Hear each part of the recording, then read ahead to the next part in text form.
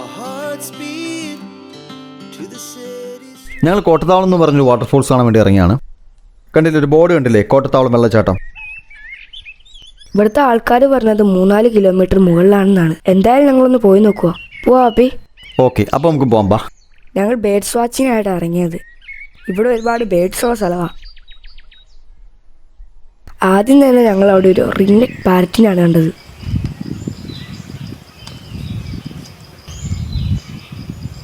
ഇപ്പോൾ സമയം ഒരു 3 മണിയൊക്കെ ആയിട്ടുണ്ട്. നല്ല വെയിലാണ്, രക്ഷയില്ല. വെയിൽ കാരണം ഞങ്ങൾ മുഖത്തൊരു മാസ്ക് ഒക്കെ ഇട്ടാണ് യാത്ര ചെയ്തത്. ഇനി വെള്ളച്ചാട്ടത്തെ 1.5 കിലോമീറ്ററും കൂടി.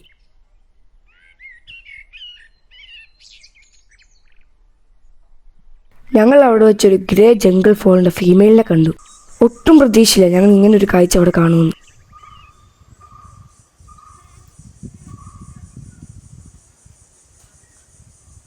പോകുന്ന വഴിയിൽ ഇതേപോലുള്ള പച്ചപ്പ് മലകളുടെയൊക്കെ കാഴ്ചകൾ, അതൊരു അടിപൊളി ഫീലായിരുന്നു.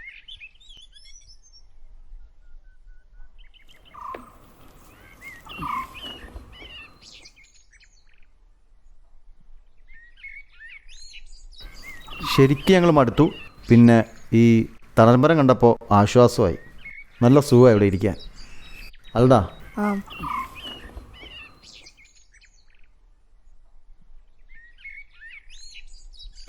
അവിടെ ഞങ്ങളൊരു ഗ്രീൻ വാബ്ലറിനെ കണ്ടു. അവൻ ഭക്ഷണമൊക്കെ തേടി ആ മരച്ചിലയിലൂടെ നടക്കുന്ന കണ്ടില്ലേ.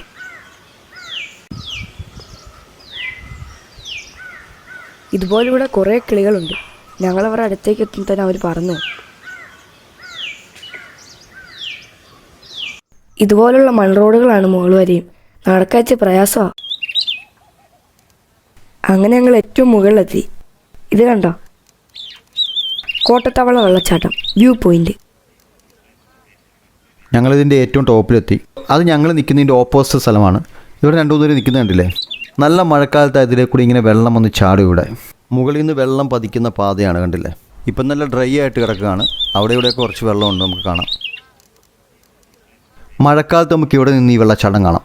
അപ്പുറത്ത് കാണുന്ന വാഗമൺ സൈഡാണ്. വാഗമണിലൂടെ നമുക്ക് അവിടെ ഒന്ന് ഇറങ്ങുകയും ചെയ്യാം.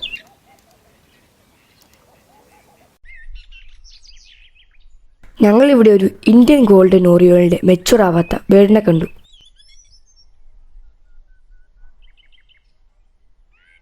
തൊട്ടടുത്ത മരത്തിൽ തന്നെ ഒരു ഗോൾഡൻ ഫ്രണ്ടഡ് ലീഫ് ബേഡിനെ കണ്ടു. ഇത് ഫീമെയിലും ഇപ്പോൾ വന്നത് മെയിലുമാണ്. സമയം 5:30 നല്ലൊരു കാലാവസ്ഥ, ചെറിയ തണുപ്പൊക്കെ ഉണ്ട് ഇവിടെ.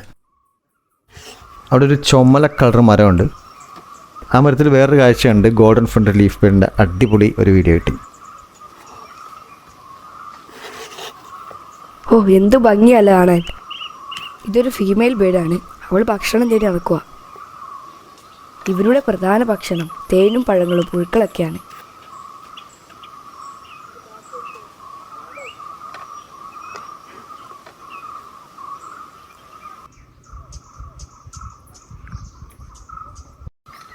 സമയം ഒരു 6:30 കഴിഞ്ഞു. ഞങ്ങൾ തിരിച്ചു വരുന്ന വഴിയിൽ കണ്ടൊരു കാഴ്ചയാണ്. ഇത് കാവ്യാണ്. ഇന്ത്യൻ പിറ്റ എന്ന് പറയും. ഹിമാലയത്തിൽ നിന്ന് കേരളത്തിലേക്ക് ദേശാടനം നടത്തുന്ന കിളിയാണ്. ഇത് ഏകദേശം ഇപ്പം തിരിച്ചു പോകാനുള്ള സമയമായി. Our hearts beat to the city streets. We began to feel the fire. We rise like tall buildings as the chemical